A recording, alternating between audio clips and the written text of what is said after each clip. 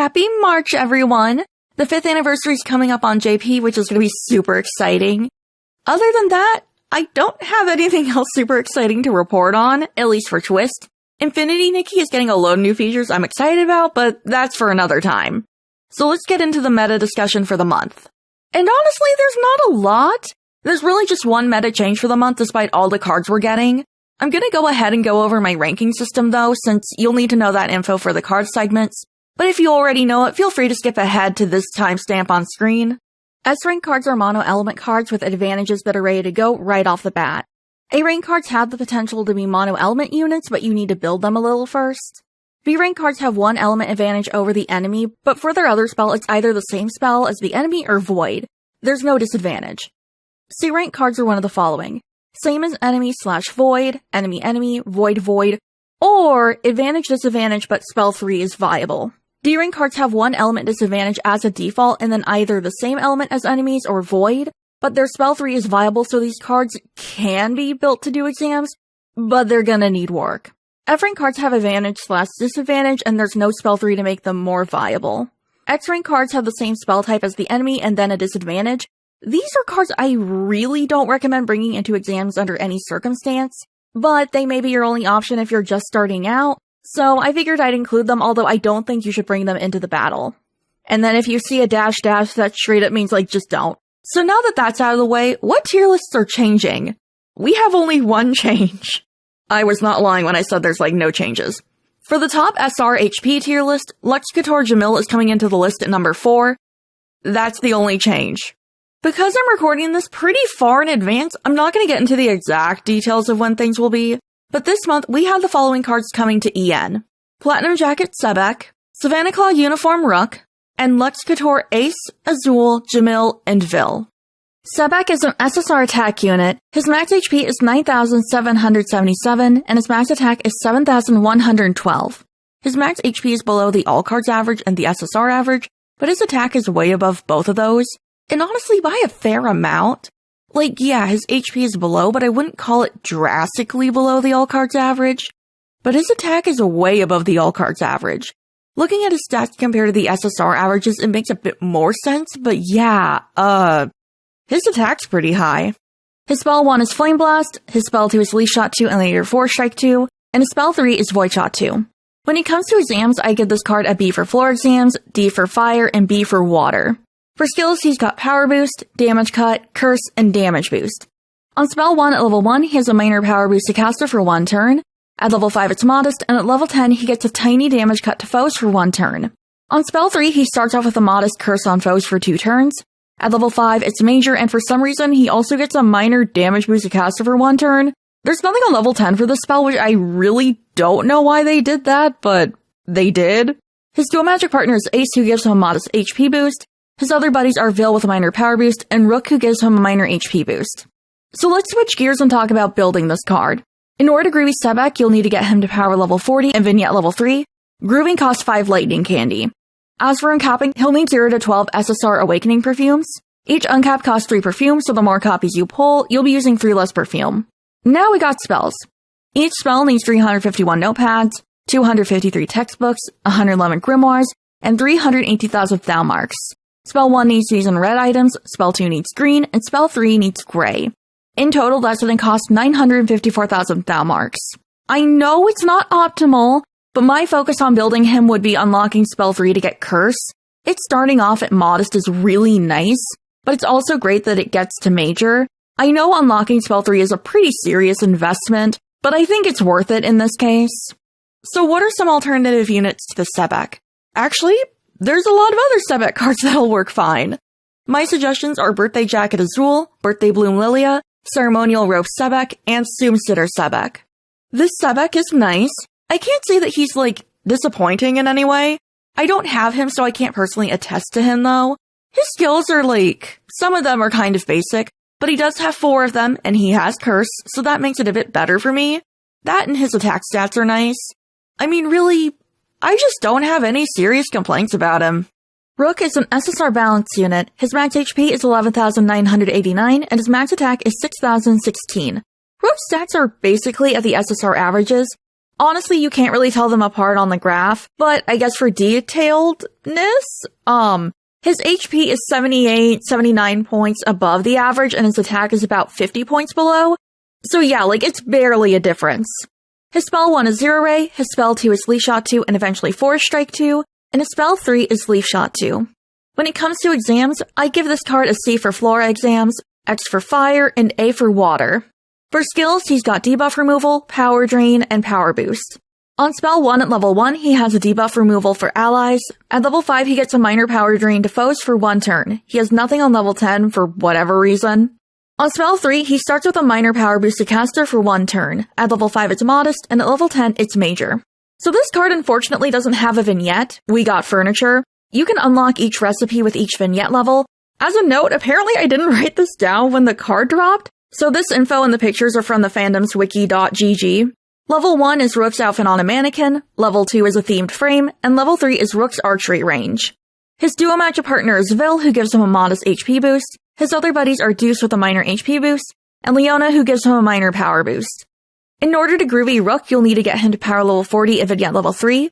Grooving costs 5 Huntsman candy. As for uncapping, he'll need 0 to 12 SSR Awakening perfumes. Each spell needs 351 notepads, 253 textbooks, 111 grimoires, and 318,000 Thalmarks. Spell 1 needs using gray items, Spell 2 needs green, and Spell 3 also needs green. In total, that's going to cost 954,000 Thalmarks. And as a reminder, you're going to need a lot of green items if you want to build Spell 2 and Spell 3. Just as a heads up, you're going to need a lot. If you want to build Spell 2 and 3, you're actually going to need 702 green notepads, 506 textbooks, 222 grimoires. I did not do the math for that one, but I know basic math. And then it's going to cost 636,000 Thalmarks. What are some alternatives to this Rook? Just as a heads up, debuff removal is basically an SSR exclusive skill. There's only one SR with it, and there's no rares. So if that's your main draw for this Rook, your options are a bit limited. My suggestions for other units are Birthday Boy Jack, Soomsitter Azul, Ceremonial Robes Grim, and Gallicator Ruggy. This Rook is pretty average on most fronts. My favorite thing about him is his debuff removal, and I think that should be your first priority in building him. Unless you have loads of other units with it, then no. But it's a great skill to have, it's on a spell that's fairly easy to build, so in all honesty, I think why not go for it? If you want this Rook because he can be mono Flora, then unlocking spell 3 is important. He'll be nice for water exams, but it does kind of suck that he won't have debuff removal for those since it's on spell 1. But still, this Rook is solid and he's gonna be nice to have for water exams. Ace is an R balance unit. His max HP is 7,240 and his max attack is 4,162. Ace's attack is right at the R card average and his HP is a bit below. It's noticeable, but I don't think I'd call it like drastically below. Both stats are below the all cards averages, but that's kind of to be expected. His spell 1 is Fire Shot and his spell 2 is Water Shot 2. For skills, he's got Nullify Blind and Damage Boost. The downside is that he doesn't start off with any skills, so you have to build him to get them. But then again, I would suggest building him anyway since he's a rare card with Nullify Blind, that's pretty good. On spell 1 at level 5, he gets a Nullify Blind to allies for 3 turns, and that's it, it doesn't grow or anything.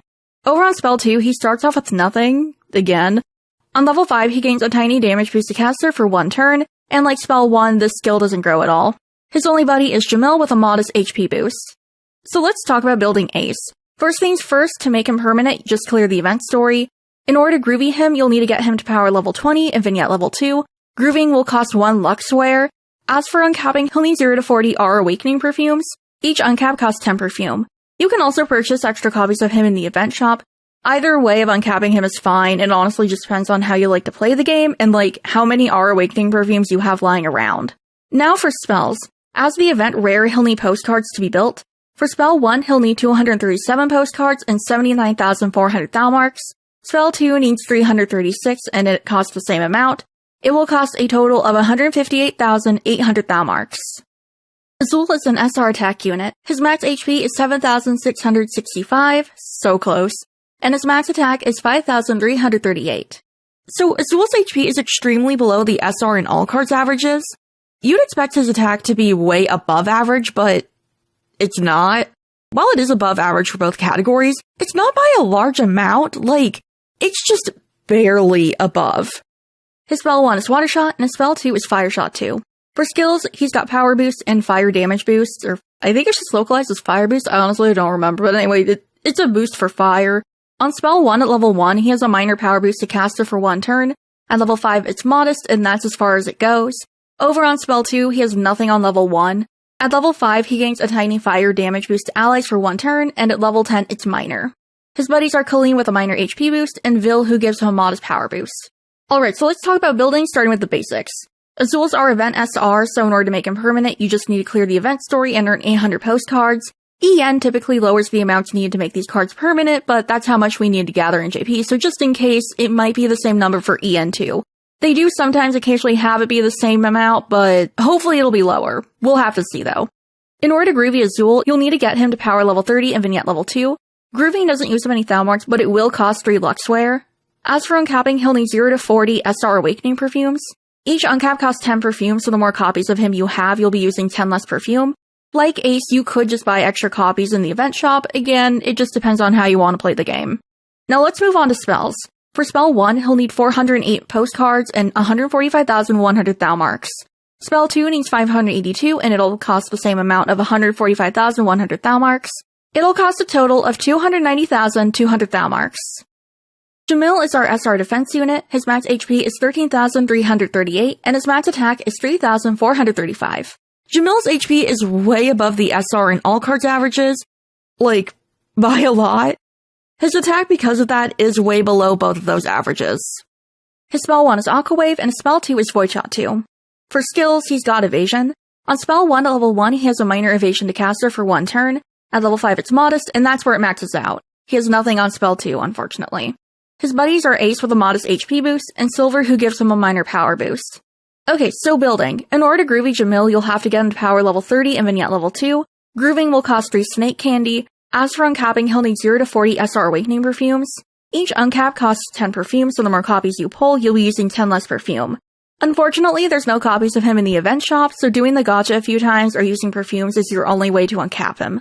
Now we got spells. Each spell individually needs 276 notepads, 253 textbooks, 31 grimoires, and 145,100 thou marks. Spell 1 needs these in blue items, and spell 2 needs them in gray items. It will cost a total of 290,200 thou marks. Vil is an SSR attack unit. His max HP is 9,945, and his max attack is 7,039. Vil's HP is just below the all cards average, and it's vastly under the SSR average. His attack, because of that, is far above both of those categories. His spell 1 is Flame Blast, his spell 2 is Fire Shot 2, and later Flame Blast 2 after some building, and his spell 3 is Water Shot 2. For skills, he's got Damage Boost twice. On spell 1 at level 1, he has a minor damage boost to caster for 1 turn. At level 5, it's for 3 turns, and at level 10, it maxes out at Modest for 3 turns. On spell 3, he starts off with a minor damage boost to caster for 1 turn. At level 5, it's for 3 turns, and at level 10, it's Modest for 3 turns, so both of his skills scale the exact same way. Wait a second, they're like the exact same thing. Oh my god, I can't believe I just realized that. Yeah, it's the same exact skill on it's not even just, oh, they're both damage boosts. No, it's the exact same thing. His duo magic partner is Azul, who gives him a minor HP and power boost. His other buddies are Jack with a minor power boost, and Floyd with a minor HP boost. Now let's talk about building Vil. To groovy him, you'll need to get him to power level 40 and vignette level 3. Grooving will cost 5 crown candy. As for uncapping, he'll need 0 to 12 SSR Awakening perfumes. Each uncap costs 3 perfume, so the more copies you get, the less perfumes you'll be using. So, for spells, he only has 2 elements, so he's gonna need way more fire items than water. Individually, each spell will need 351 notepads, 253 textbooks, 111 grimoires, and 318,000 thou marks. Spell 3 needs those exact amounts in blue items, but if you plan to max out both spell 1 and 2, you're gonna need way more fire items. In total, you will need 702 red notepads, 506 red textbooks, and 222 red grimoires. In total, maxing out every spell is going to cost 954,000 thou marks. So luckily, we have some extremely solid alternative options for Vil. My suggestions are Halloween Costume Silver as the spell match option, Dorm Uniform Riddle as a mono fire option, Halloween Costume Malleus as the perfect SR budget option, he's almost a perfect lower rarity dupe for Vil, and Masquerade Ruggy as our R budget option. Vil is now one of the 3 mono fire SSRs in the game. Like, you don't have to build them to be that, they just are right off the bat. So he's gonna be fantastic for Flora exams. While his skills aren't very rare or anything like super special, they're still gonna help him hit harder. If you need a little oomph in exams, Vil is definitely gonna be a great help. And that's it for the month. Before we leave, I just want to give a quick shout out to my ladyfingers in waiting who support me and allow me to continue to make these videos. The Royal Court as of February is Eel, Omimi, Michgal2189, Visa, Ukaku, Farafo, Yungumo, Crabjail, Yosida Kiseki, and Richter32. Thank you guys! If you'd like to become a ladyfinger in waiting, I have channel memberships and Twitch subs. If you've made it to the end of the video, thank you. I hope you have a good day and whoever you want comes home immediately.